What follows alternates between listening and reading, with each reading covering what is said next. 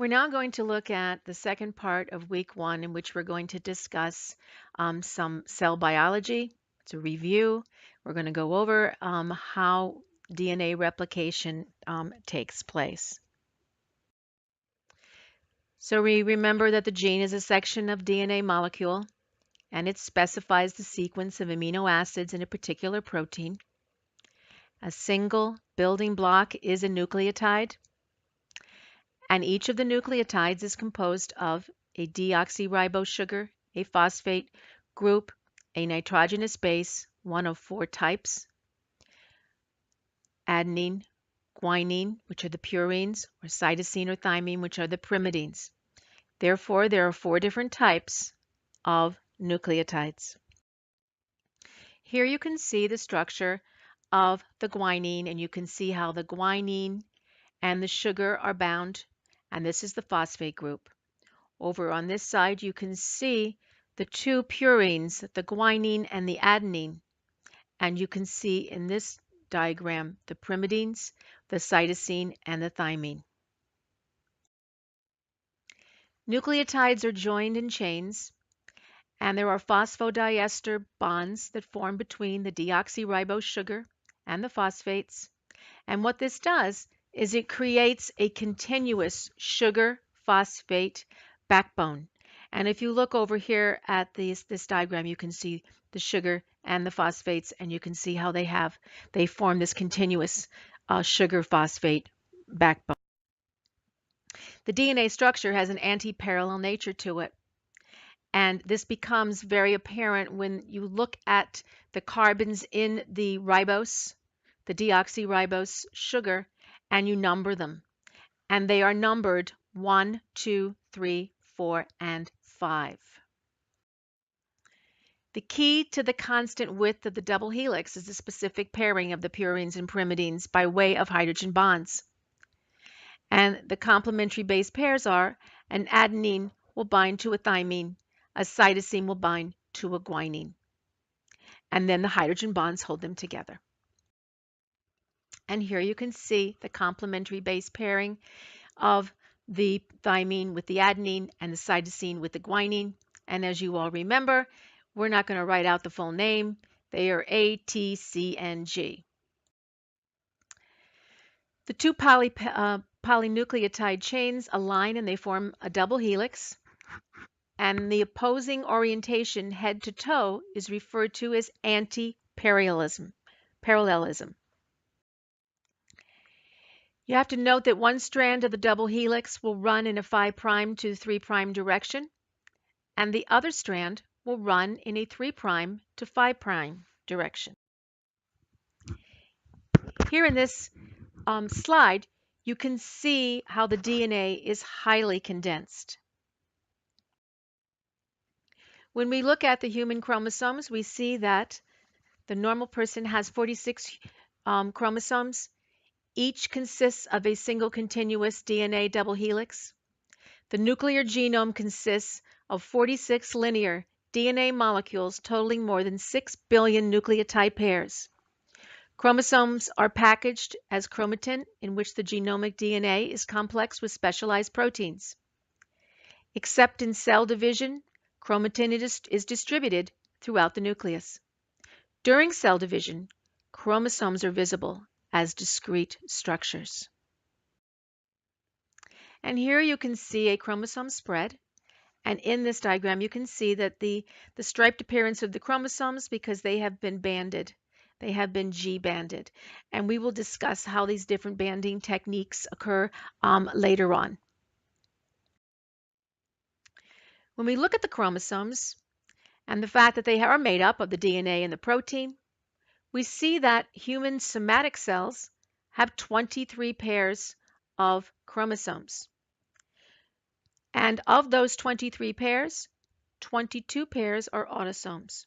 Autosomes meaning that they are the same in males as they are in females. We also see that there is 1 pair of sex chromosomes. In the females, females have 2 X chromosomes, but in males, there's only 1 X and 1 Y.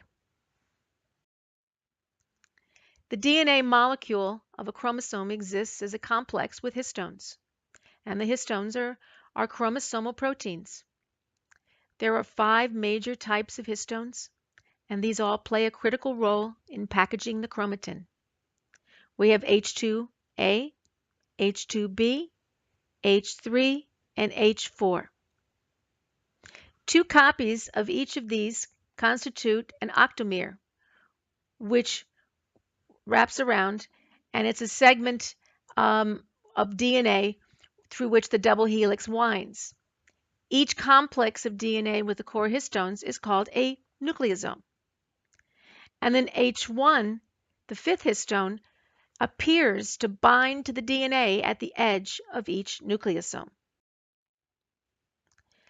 When we look at the way that the DNA replicates, we call this process semi-conservative. In this process, 2 identical double helices are formed from one original parental double helix. Each new DNA double helix, therefore, conserves half of the original. If we look at the work by Matthew Meselson and Franklin Stahl in 1957, they were able to demonstrate the semi-conservative mechanism of DNA replication, and they did this by doing a series of density shift experiments. They labeled replicating DNA from bacteria with a heavy form of nitrogen, and they traced its pattern of distribution. The higher density nitrogen was incorporated into one strand of each daughter double helix. From this picture, you can see this. You can see that we start off here with the parental molecule, and if we look at the daughter molecules, DNA molecules, we can see that there is one strand of each one strand of the parental molecule in each of the daughter molecules. Now, if we take a look at the steps of the DNA replication, we see that it occurs during the S phase of the cell cycle, and this is done prior to cell division. When DNA is replicated, it separates, and the hydrogen bonds holding the base pairs together break. 2 identical nucleotide chains are built from one as the bases form the pairs. A site where the DNA is locally opened is called a replication fork. Here you see an overview of the DNA replication. Number 1 showing you the parent DNA molecule. Number 2, the parental strands unwind and separate at several points. 3, each parental strand provides a template for DNA polymerase to bind complementary base pairs. And 4, the sugar phosphate backbones of the daughter strands close up. So if we look at the enzymes that are found in DNA replication, we see helicase. It unwinds the parental double helix. We have the binding proteins, which stabilize the separate strands. We have primase, which adds short primer to the template strand. We have DNA polymerase that binds the nucleotides to form new strands. We have ligase that joins the Okazaki fragments and seals other nicks in the sugar phosphate background. Now, if you remember what the Okazaki fragments are, they are short segments of newly synthesized DNA on lagging strands, and they're found at the replication fork. So looking at the activities at the replication fork and reviewing them, we see that number 1, helicase binds to the origin and separates the strands. The binding proteins keep the strands apart.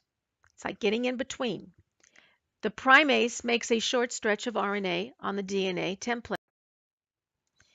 Number 4, the DNA polymerase adds the DNA nucleotides to the RNA primer. And here you can see the overall direction of the replication that's occurring here.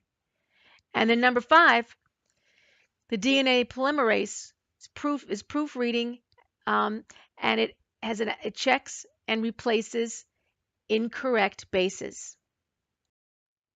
Number 6, you have a continuous strand synthesis that continues in the 5' to 3' direction. And number 7, you have the discontinuous synthesis that produces the Okazaki fragments on the 5' to 3' template. Number 8, enzymes remove the RNA primers, and ligase seals the sugar phosphate backbone. Well, we have what are called replication bubbles that occur, and what the replication bubbles are the sites of replication that resemble these little bubble shapes that coalesce as the daughter double helices form. And the reason that we have these replication bubbles is because the DNA replication proceeds bidirectionally from multiple start sites, and in doing that, it creates these bubbles. And then you can see down below, this is the replicated DNA. In this slide, we can see the levels of genetics. We see the DNA, the gene. We then look at the chromosomes that are found in the nucleus. And over here on number 4, we see that the chromosomes, the 23 pairs, are arranged in a karyotype. And we will be looking at that in the next week. The different types of chromosomes. In the next couple of weeks, we'll be starting to look at that and to be able to show you how to put a karyotype together.